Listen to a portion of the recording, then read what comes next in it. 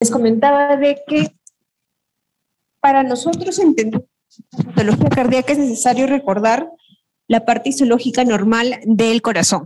Entonces, lo voy a hacer a modo introductorio, un recordario, ¿sí? Ahora vamos a ver. Definitivamente, sabemos que cuando nosotros hablamos del sistema cardiovascular, nos estamos refiriendo a lo que es el corazón y los vasos sanguíneos. Y dentro de lo que es el corazón, prácticamente va a presentar estas 4 capas histológicas, lo que es el endocardio, el miocardio, el epicardio y el pericardio. Entonces, si nosotros hacemos un corte, vamos a poder evidenciar estas 4 capas histológicas. Y si nosotros vamos de adentro hacia afuera, podemos decir de que reconocemos lo que es el endocardio. ¿Qué es importante saber aquí? En primer lugar, que esta capa en sí va a estar formada por lo que es endotelio y tejido conectivo laxo. Debajo de se va a encontrar lo que se denomina el subendocardio. Y el componente que cobra gran importancia van a ser las fibras de Purkinje, ¿no? Entonces, de repente podrían preguntar, ¿no? Las fibras de Purkinje se encuentran a nivel del endocardio, ¿no? Entonces, básicamente aquí se muestra cuáles son los componentes de esta capa del endocardio. Entonces, si nosotros vamos a ver un corte, aquí, por ejemplo, podemos decir que esta capa vendría a ser el endocardio, donde se ve el recuadro.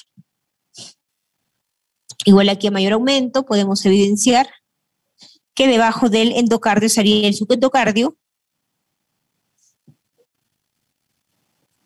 Y si nosotros nos vamos yendo de adentro hacia afuera, vamos a ver que la siguiente capa va a ser el miocardio. Esta básicamente va a estar constituida por células musculares cardíacas estriadas. Entonces, básicamente se va a reconocer el músculo estriado cardíaco. Definitivamente también va a haber tejido conectivo laxo, ¿no? Entonces vamos a poder evidenciar que aquí sería el endocardio y acá sería el miocardio. Un ratito para cerrar la puerta que se va haciendo bien.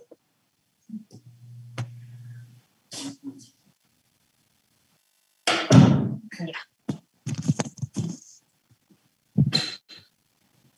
Va a ser la capa que va a estar compuesta por el tejido muscular propiamente dicho.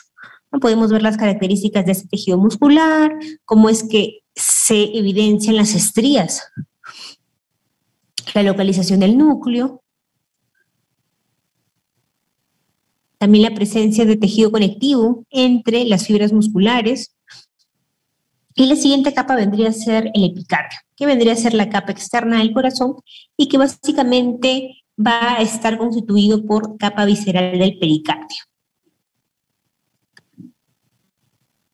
Aquí tenemos las 3 capas entonces, ¿no? El endocardio, el miocardio y el epicardio.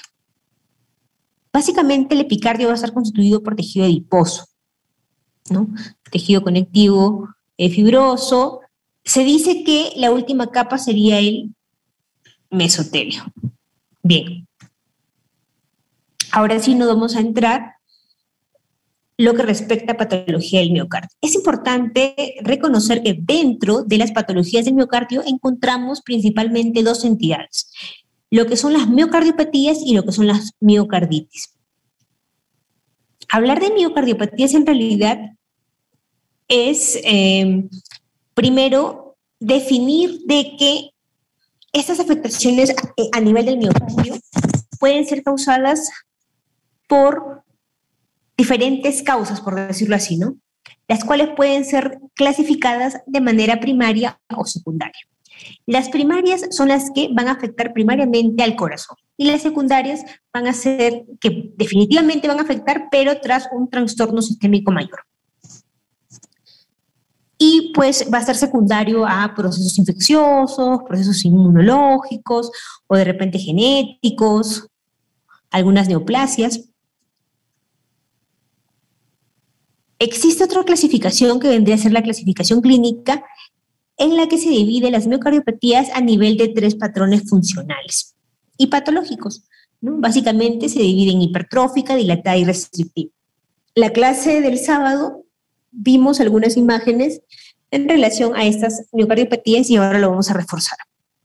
Entonces, aquí, por ejemplo, encontramos una gráfica muy dinámica en cuanto a los 3 tipos de miocardiopatías. ¿Qué vamos a poder ver? De que, básicamente, en lo que respecta a la miocardiopatía hipertrófica y dilatada, va a haber una variación en cuanto al tamaño del corazón. Mientras que en la restrictiva, básicamente, el corazón probablemente puede no afectarse macroscópicamente, es decir, no es evidenciado la alteración a simple vista, ¿no? En cambio, en la hipertrófica y en la dilatada va a haber un aumento de este. Me refiero al peso, ¿no? Entonces, vamos a ver de que definitivamente las causas originadas a nivel de estas miocardiopatías van a ser distintas. Generalmente la hipertrófica va a estar relacionada a una disfunción diastólica, la dilatada a una disfunción sistólica y la restrictiva a una disfunción diastólica también. ¿Qué es importante acá? Reconocer cuál es la más común. En este caso, la dilatada vendría a ser la más común y la restrictiva vendría a ser la menos común, o el tipo menos común. Vamos a ir desglosando y hablar de cada una de estas miocardiopatías. Cuando nosotros nos referimos a la miocardiopatía hipertrófica, nos estamos refiriendo a la presencia de un aumento del grosor de la pared del ventrículo izquierdo. Es decir, aquí, como su mismo nombre lo dice, hipertrofia va a ser aumento del grosor de la pared del ventrículo izquierdo. Puede tener causas genéticas, hereditarias, incluso étnicas, y como todo problema cardíaco va a producir sintomatología cardíaca, ¿no? Por ejemplo, falta o falla en la respiración, cansancio a la respiración, palpitaciones o un dolor de repente en el pecho, ¿no? Puede complicarse con arritmias, con insuficiencia cardíaca, y definitivamente este diagnóstico no es solo clínico, sino en realidad se necesita apoyo de exámenes de laboratorio, de, por ejemplo, realizar otro tipo de exámenes como un electrocardiograma o exámenes imagenológicos para poder corroborar de que verdaderamente hay una alteración morfológica, estructural y funcional del corazón. Bien, lo que nos interesa a nosotros entonces, tenemos aquí un corazón que evidentemente tiene un aumento del grosor de la pared del ventrículo izquierdo. Se dice de que existen medidas o valores referenciales como para decir si es que este ventrículo izquierdo se encuentra dentro de los valores normales o se encontraría en un proceso de hipertrofia. Recordar que va a depender de la edad, del sexo de la persona. Aquí tenemos otro ejemplo en el que evidenciamos claramente el engrosamiento del ventrículo o de la pared del ventrículo izquierdo. A ver, no quiero pasarle o cambiarle. Ahí está. Bien, entonces habíamos mencionado también de que definitivamente microscópicamente no íbamos a encontrar hallazgos patognomónicos. ¿Por qué? Porque básicamente las 3 miocardiopatías van a tener daños en los miocitos. Es decir, estos van a ser irregulares, van a ser atípicos, van a presentar incluso fibrosis intersticial entre los miocitos. Bueno, este de acá es tomado del libro de Robbins. Igual, ¿no es cierto? Evidenciamos claramente la hipertrofia. Esta hipertrofia puede ser a nivel también del septo. Y definitivamente en la microscopía va a haber alteración de los miocitos, esos van a ser atípicos, los núcleos más hiperreactivos, más hipercromáticos, y presencia de fibrosis intersticial. Definitivamente la disposición de estos miocitos vamos a ver claramente que está desordenada, ¿no? No está como un tejido normal de un músculo normal. Podemos hacer uso de coloraciones especiales para determinar claramente la fibrosis. Y como habíamos dicho de que esta está relacionada a algunas etiologías genéticas, pues podría realizarse test genéticos para determinar la alteración que estaría presentando, ¿no? Incluso relacionado con algún síndrome hereditario familiar. Bien, a manera de resumen, encontramos de que este patrón que presenta una disfunción a nivel del miocardio va a presentar una falla a nivel de la fracción de eyección del ventrículo izquierdo, ¿no? y en sí va a ser por disfunción diastólica. Bien, continuando hablamos sobre la miocardiopatía dilatada. ¿Qué va a pasar con esta? A diferencia de la primera, aquí sí va a haber una dilatación. Entonces, al haber una dilatación del ventrículo, este no se va a contraer de la manera adecuada o de la manera normal, sino va a trabajar de manera deficiente. Y a diferencia de la primera, aquí el grosor de la pared del ventrículo puede estar normal o incluso reducido. Está asociado a la mayor causa, por decirlo así, el alcohol. También existen causas genéticas, enfermedades, por ejemplo, de otros problemas cardíacos o procesos infecciosos. Igual, la correlación es clínica y de exámenes de laboratorio y de otros exámenes de ayuda diagnóstica. Entonces, vamos a evidenciar de que aquí, por ejemplo, vamos a ver de que prácticamente las cavidades se encuentran dilatadas. Es como que si estuviera un globito y nosotros lo inflamos y se ve, ¿no?, grande. Se va a caracterizar también porque al dilatarse va a permitir de que se formen los trombos a nivel de los vasos arteriales. Podemos ver claramente que la dilatación puede ser a nivel ventricular como a nivel auricular. Entonces, ¿cuál va a ser la estructura de este corazón? Va a ser algo flácido, ¿no? Habíamos mencionado que podríamos también encontrar cambios necróticos. Habíamos dicho que una forma de reconocer la necrosis en los miocitos era la ausencia de los núcleos en estos miocitos. Claramente vemos también que existe la presencia de fibrosis intersticial.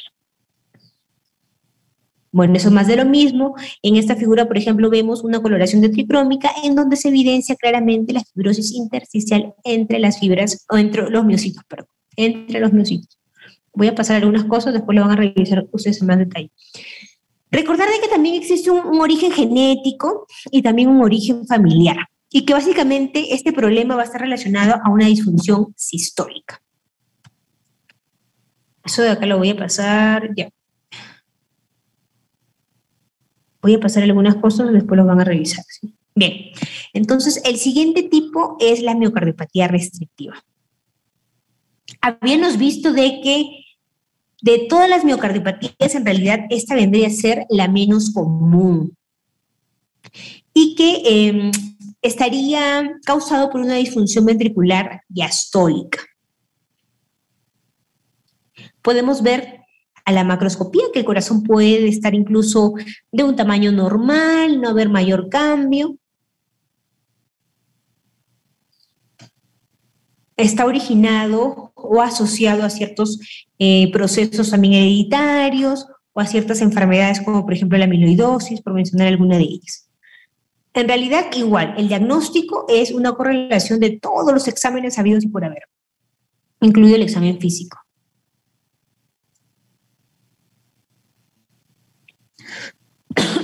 Habíamos dicho que podríamos presentar el corazón de tamaño normal o también de repente alguna dilatación, ¿no? Y que en la microscopía, al igual que las otras miocardiopatías, pues no había nada patognomónico, es decir, igual va a presentar hipertrofia de los miocitos, fibrosis, el desorden de las fibras o de los miocitos en cuanto a la disposición de estos, ¿no? Aquí, por ejemplo, igual presencia de fibrosis intersticial. Igual el uso de la tricrómica como para determinar la presencia de esta fibrosis. Vemos claramente que hay un deterioro de la función diastólica. Y aquí, a manera de resumen, podemos ver claramente algunas recomendaciones en cuanto a los tres patrones, ¿no? Vemos claramente que la miocardiopatía dilatada está causada principalmente por el consumo de alcohol y asociado además por algunos procesos infecciosos virales. El hipertrófico, vemos claramente que está asociado a problemas de origen cardíaco. El retintín podríamos encontrar en enfermedades como la amiloidosis o la hemocromatosis. Bien, entonces, la siguiente patología a nivel del miocardio vendría a ser la miocarditis. En realidad va a ser una enfermedad inflamatoria del miocardio. Esta puede ser producida por origen infeccioso y no infeccioso. Las de origen infeccioso, pues encontramos orígenes virales, bacterianas, principalmente, ¿no? Vamos a ver de que puede haber una variación en cuanto a la dilatación de las cavidades. Vamos a ver incluso que podría haber fibrosis también. E incluso podrían haber, por ejemplo, si son de origen bacteriano, podríamos encontrar en la parte externa del corazón ciertas parches amarillentos, ¿no? Que vendría a ser la presencia de microabscesos. Existen criterios conocidos como criterios de Dallas en las que me permite definir si se trataría de una miocarditis aguda o límite. ¿Qué quiere decir esto? Quiere decir reconocer la presencia de infiltrado que existen entre las células de los miocitos y si estos están relacionados o no a necrosis. Aquí claramente vemos de que, por ejemplo, en el proceso de miocarditis límite encontraríamos infiltrados inflamatorios sin evidencia de necrosis y en la aguda infiltrados linfocíticos con asociación de necrosis de los miocitos. Aquí, por ejemplo, es una biopsia en la que se puede determinar o identificar la presencia de estos miocitos y entre cada miocito la presencia de infiltrado linfocitario. Igual acá podríamos ver la formación de un absceso. Aquí, por ejemplo, esta de acá sería la famosa célula de Ashcroft, de los nódulos de Ashcroft relacionados a la enfermedad reumática. Aquí vemos a mayor aumento el infiltrado linfocítico entre las fibras de miocitos, generalmente asociado a infecciones virales. Bien, habíamos mencionado también de que estas miocarditis podrían ser de origen no infeccioso, clasificándose en linfocítica, eosinofílica y de células gigantes. El diagnóstico definitivo va a ser a través de la biopsia muscular. Macroscópicamente podrían haber cambios en cuanto a hipertrofia o dilatación de cualquier cavidad. Incluso el corazón podría ser pálido con algunos focos hemorrágicos.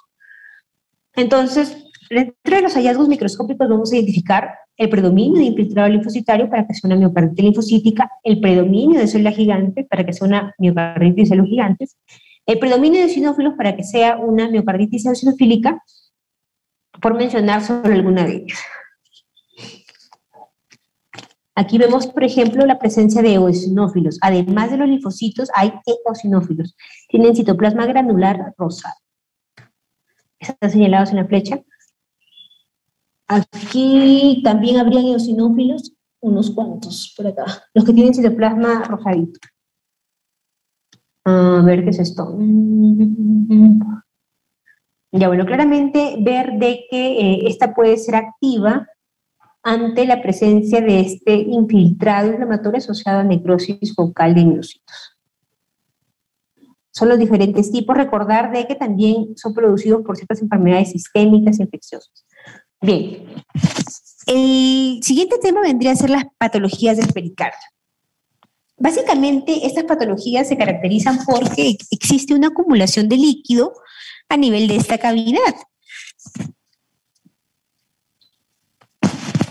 Recordemos de que en cuanto a su presentación, es una enfermedad que es poco frecuente y que puede clasificarse como derrame pericárdico y hemoperitoneo y pericarditis. Cuando nosotros hablamos de derrame pericárdico y hemoperitoneo, vamos a ver de que para hablar de derrame hay que conocer cuánto es el volumen normal que podría tener esta cavidad, ¿no? Para nosotros decir que al haber más de esa cantidad ya podría tratarse de un volumen. Ahora, recordar de que la presencia de ese líquido puede ser de distintos tipos. ¿En qué sentido? Que puede ser un líquido seroso, puede ser un líquido hemorrágico, puede ser un líquido purulento y por lo tanto va a caracterizar el tipo de derrame pericárdico.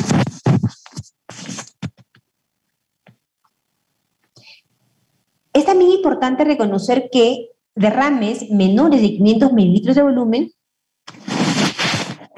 tendrían un significado clínico siempre y cuando sea evidenciado por la radiografía de tórax.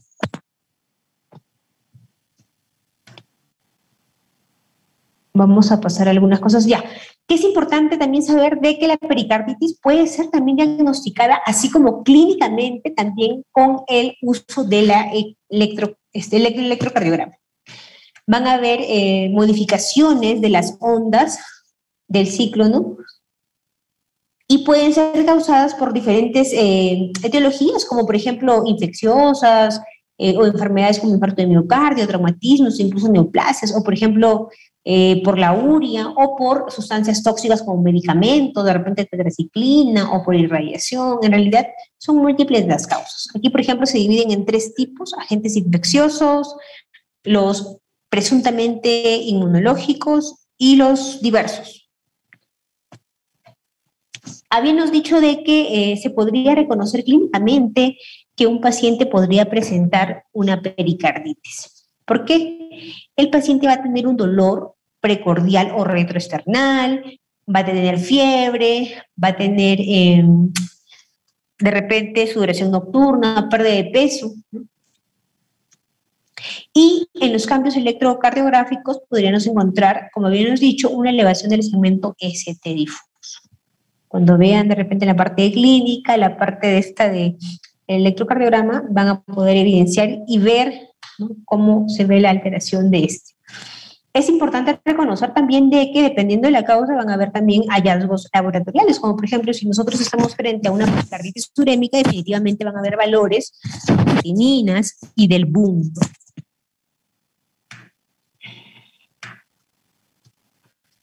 Dentro de las pericarditis nosotros las podríamos definir como aguda y crónica. La aguda puede ser serosa, fibrinosa, serofibrosa, purulenta, hemorrágica y gaseosa. Entonces, existen asociaciones en cuanto a cada tipo de pericarditis, ¿no? Principalmente, por ejemplo, la pericarditis serosa es la que está asociada a enfermedades inflamatorias no infecciosas, como por ejemplo la fiebre reumatoide, el esclerodermia. La fibrinosa y la serofibrinosa vendría a ser el tipo más frecuente de pericarditis. Aquí, como su mismo nombre lo dice, existe la presencia de un exudado fibrinoso y está relacionado con infarto de miocardio agudo o un síndrome postinfarto. En cuanto a la purulenta supurativa, pues está asociado a procesos infecciosos. Aquí, por ejemplo, ya podríamos ver algunos hallazgos macroscópicos que me podrían sugerir de que se trataría de una pericarditis, ¿no? Por ejemplo, en la hemorrágica también el contenido va a ser sangre, pues, ¿no? Aquí la hemorrágica podría estar asociada incluso a procesos de tuberculosis, ¿no? La pericarditis gaseosa, perdón, es también de origen tuberculoso. Aquí en la hemorrágica podrían ser asociados a problemas neoplásicos, ¿sí? La gaseosa es típica de la tuberculosis. Bien, en cuanto a la pericarditis crónica o cicatrizada, esa puede ser por una mediastinopericarditis adhesiva o por una pericarditis constrictiva. ¿Qué quiere decir? Quiere decir que probablemente el paciente haya tenido múltiples sucesos de pericarditis y que hayan sido mal curadas, en otras palabras. Incluso aparecer después de pericarditis infecciosas, ¿no?, o cirugías previas o irradiación mediastínica. Entonces, como su mismo nombre lo dice, pericarditis constrictiva, es porque este corazón va a estar asociado a la presencia de fibrosis, o sea, es como que si tuviera una cicatriz que podría imitar a una miocardiopatía restrictiva. Entonces podríamos ver incluso hebras de fibrina, ¿no? Aquí, por ejemplo, vemos material en el espacio, ¿no? Aquí también vemos como casio, como queso, ¿no? Parece queso, ¿no? Aquí, por ejemplo, evidenciamos la presencia de este contenido o líquido seroso. Acá igual hay un material, un líquido en esta cavidad. Aquí pareciera de un aspecto hemorrágico. No, estas son imágenes macroscópicas y a continuación veríamos lo que respecta a las imágenes microscópicas, ¿no? Entonces podrían haber incluso focos de calcificación por aquí, ¿no? Microcalcificaciones, vemos fibrosis también, inflamación, vemos claramente aquí infiltrado inflamatorio. ¿No? Aquí, por ejemplo, podríamos ver incluso la presencia de exudado fibrinoso, ¿no? Bien. El siguiente tema y el último tema vendría a ser los tumores cardíacos.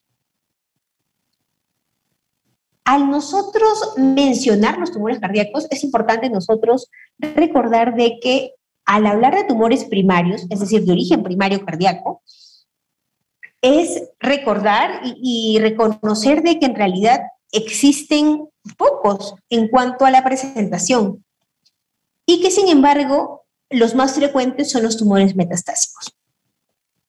Siendo más frecuentes, pero en realidad igual siguen siendo o siguen representando un porcentaje bajo frente a los otros órganos, por decirlo así.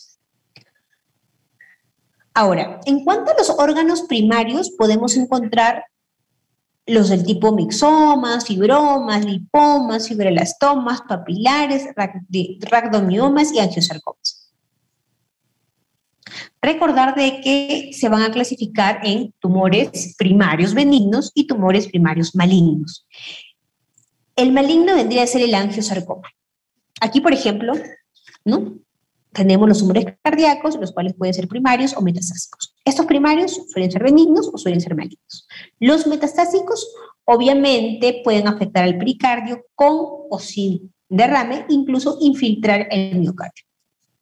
Aquí, por ejemplo, en cuanto a los tumores cardíacos primarios benignos, encontramos los que se mencionan en la diapositiva, que son de características benignas. Vamos a mencionar algunos de ellos, como para que ustedes les entre la curiosidad de repente por saber de alguno de ellos, o de repente también han escuchado, ¿no? Algún familiar, algún conocido, de repente ha presentado ese tumor y ustedes no sabían de ¿no? A ver, un ratito. Wow, en la puerta. ¿Has tocado la puerta?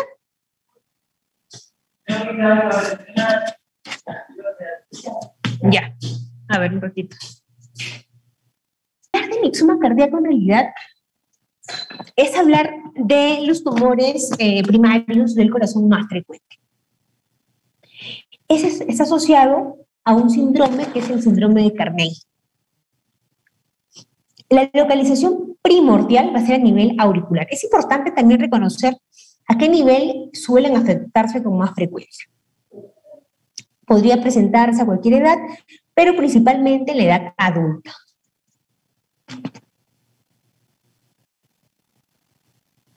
¿Cómo lo podemos reconocer? Porque suele presentarse, va a ser esta masita, suele presentarse solo, es decir, una sola masa, que puede ser sésil o pediculado, y que incluso puede estar así como que petrificado y asociado a un componente hemorrágico. Incluso su aspecto suele ser así como gelatinoso.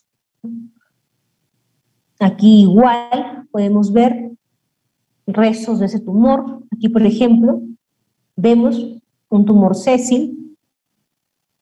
Aquí, por ejemplo, ha disecado los vasos, o sea, probablemente se ha desprendido y ha llegado a los vasos, ¿no? Aquí igual vemos algo pediculado. Y en cuanto a la microscopía, pues en realidad el estroma va a ser mixoide y las células fusiformes son de características benignas, ¿no? Es decir, mínima tipia, mínima mitosis. Igual acá, un estroma mixoide, igual acá, con una celularidad escasa. Eso lo van a revisar después ustedes. Acá igual habíamos dicho que principalmente o frecuentemente afecta a nivel de la aurícula. Ahí vemos, ¿no?, la presencia de ese tumor a nivel de la aurícula. Y aquí vemos, por ejemplo, la microscopía en la que se evidencia claramente la presencia de estas células en un estroma mixoide. Podría ayudarnos a realizar exámenes o marcadores para definir si se trataría de ese tumor o no. El siguiente tumor que mencionamos es el lipoma. Básicamente es un tumor benigno de tejido adiposo. Entonces puede ser mal encapsulado, circunscrito, y básicamente está constituido por grasa amarillenta. Bueno, no hay figura. La siguiente entidad va a ser un fibroelastoma papilar. Es el tumor cardíaco también más común. Vamos a ver si hay imágenes. Suele ser arborizado, es decir, como un arbolito con sus ramitas y sus tallitos, ¿no? Aquí, por ejemplo, hacen una comparación en cuanto a una anémona de mar, un animal del mar. ¿Por qué? Porque tiene como ramificaciones, ¿no? Aquí, por ejemplo, ¿no? Entonces, de repente, cuando nosotros veamos un tumor en la válvula, una de las válvulas del corazón que tenga este aspecto, nosotros, ya, se nos va a venir a la mente y vamos a decir, podría ser un fibroelastoma papilar, ¿no? Aquí, ¿no? Se va a ver, va a tener ese aspecto papilar, los núcleos van a ser fibroelásticos, igual se podría utilizar alguna coloración especial. La siguiente patología vendría a ser el actomioma, que es un tumor prácticamente de origen muscular y que podría estar asociado esporádicamente o de repente asociado a un síndrome familiar también, como por ejemplo la esclerosis tuberosa.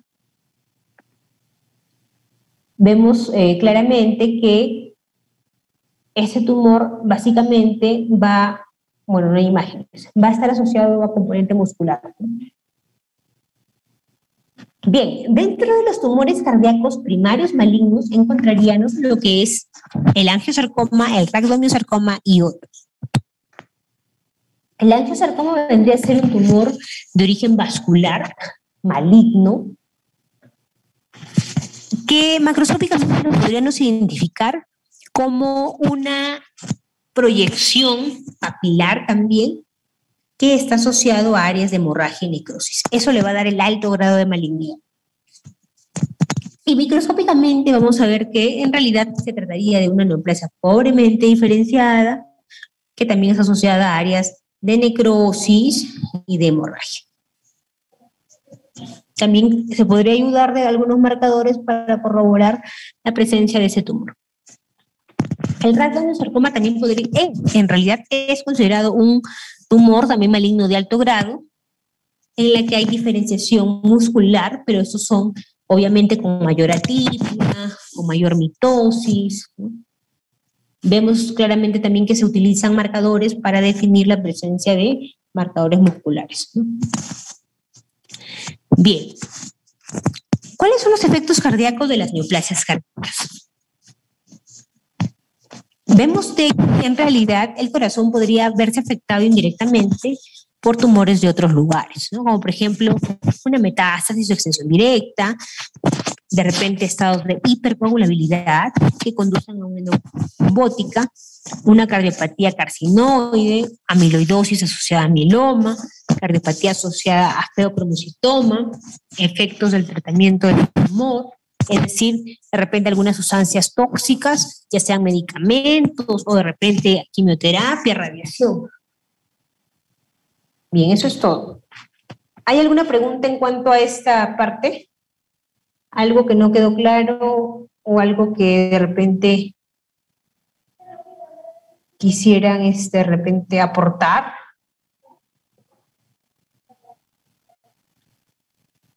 Definitivamente el tema de patología es amplio. Se ha tratado de rescatar algunas cosas que podría ser más común que ustedes lo vean, como para que ustedes empiecen a encontrarle ese gusto, ¿no? El curso.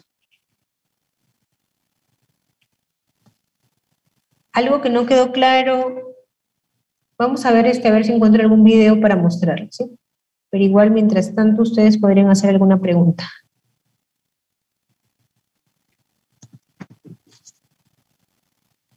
Ingresaron 54, 53, más o menos. No se olviden de registrar su asistencia, por favor.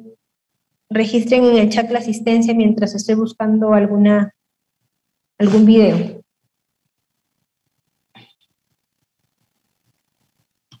Lo bonito de la patología es que nosotros comparamos lo que se ve macroscópicamente, o sea, a la simple vista, ¿no? Y lo que nosotros encontraríamos en la microscopía, ¿no?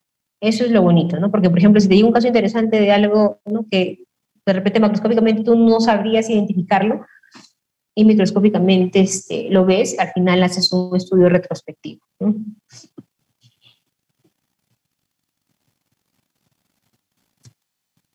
Ya habíamos visto, ¿no?, los 3 tipos principales de miocardiopatías, ¿no? Vemos que la dilatada, la hipertrófica y la restrictiva vendrían a ser los 3 tipos. La hipertrófica es la más común, la restrictiva es la menos común. La primera y la tercera está asociada a disfunción diastólica, la segunda está asociada a disfunción sistólica. Vamos a ver que las causas son múltiples en realidad al origen de estas miocardiopatías, ¿no? Podemos ver causas infecciosas, inmunológicas, o por algunas sustancias tóxicas, inmunitarias, ¿no?, por mencionar solo algunas.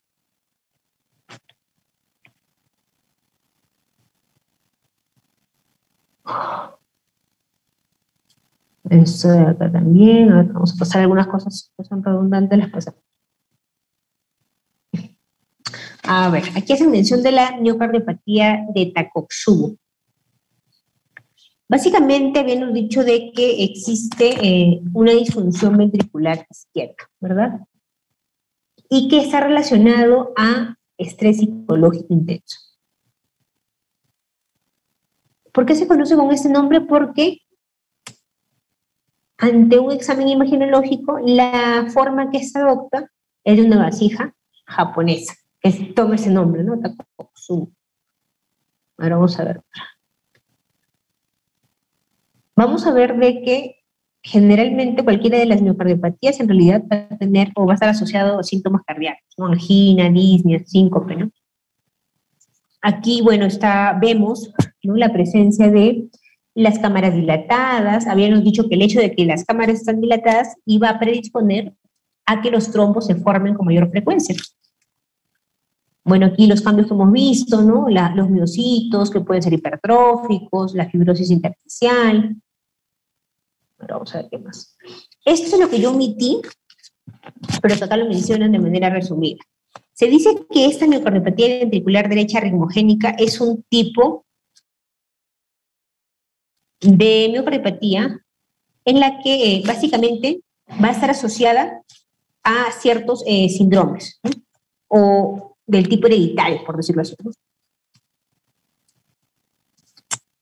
Y microscópicamente se va a caracterizar por una infiltración de tejido adiposo. O sea que vamos a ver una biopsia muscular con la presencia de tejido adiposo, infiltración de tejido adiposo e incluso presencia de infiltrado linfoplasmocitario. ¿Qué quiere decir eso? Que va a haber infiltrado linfocitario y células plasmáticas.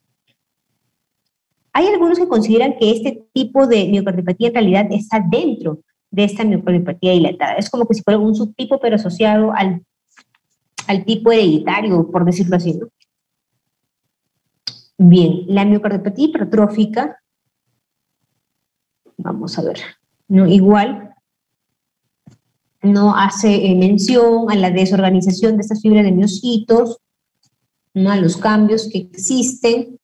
La miocardiopatía restrictiva había dicho claramente que estaba asociada a ciertas enfermedades, ¿no?, como por ejemplo amiloidosis, hemocromatosis. Este cuadro es muy bonito, que también está en el Robles, ¿no? Es importante saber cuál es el cambio en cuanto a la fracción de eyección ventricular izquierda. ¿Cuáles son sus causas? ¿Cuáles son la disfunción miocárdica indirecta que podrían originar, ¿no? Bueno, en cuanto a las miocarditis, habíamos dicho que podrían ser del tipo infecciosas o no infecciosas, ¿no? Y cuando nosotros hablábamos de infecciosas, pues esas pueden ser virus, pueden ser bacterias, incluso parásitos. Y pues, a diferencia de las miocardiopatías, aquí en la miocarditis va a haber infiltrado inflamatorio intersticial. O sea, es abundante, ¿no? Puede haber incluso linfocitos, puede haber macrófagos, puede haber células plasmáticas, puede haber la presencia de células gigantes, puede incluso encontrarse el organismo que esté originando esta miocarditis, ¿sí? A ver, ¿quién está ingresando? A ver. Creo que solamente están ingresando para pasar asistencia. Sí, a ver, ya. Habíamos dicho de que la miocarditis restrictiva estaba asociada a la amiloidosis cardíaca y a la hemocromatosis. En cuanto al derrame pericárdico y pericarditis, hemos visto claramente que existen varios tipos, ¿no? De acuerdo al material que se presente en esta cavidad, ¿no? O sea, si es un material seroso, si es un material hemorrágico, si es un material purulento, ¿no? Y que se iba a tipificar cada tipo de pericarditis. Aquí veíamos este tipo de pericarditis con presencia del caso, ¿no? Como un queso, ¿no? A ver, ¿qué más? Habíamos mencionado, ¿no? Las pericarditis agudas y crónicas. En los tumores cardíacos habíamos dicho que existen benignos y malignos. Aquí, por ejemplo, hay imágenes. No habíamos dicho que, por ejemplo, el mixoma era una tumoración que principalmente se localizaba a nivel de las aurículas y que tenía una apariencia media gelatinosa, macroscópicamente, y que a la microscopía estas células eran de características benignas en un estroma mixoide. Mixoide quiere decir como apariencia de moco, ¿no? Más o menos. Más de lo mismo. El lipoma, aquí por ejemplo yo no puse foto, pero aquí vemos que se caracteriza porque hay una composición de material adiposo, ¿no? Y el rhabdomioma, claramente la diferenciación es muscular, ¿no? A ver, acá el fibrosarcoma papilar habíamos dicho claramente, ¿no? Que la macroscopía la asemejan a la de la anémona marina. Puede darse el caso de que, por ejemplo, un paciente no puede tener ninguna clínica, ¿no? Y sin embargo, el día que muere le hacen la necropsia y en la necropsia es un hallazgo incidental la presencia de un tumor, ¿no? Puede darse el caso.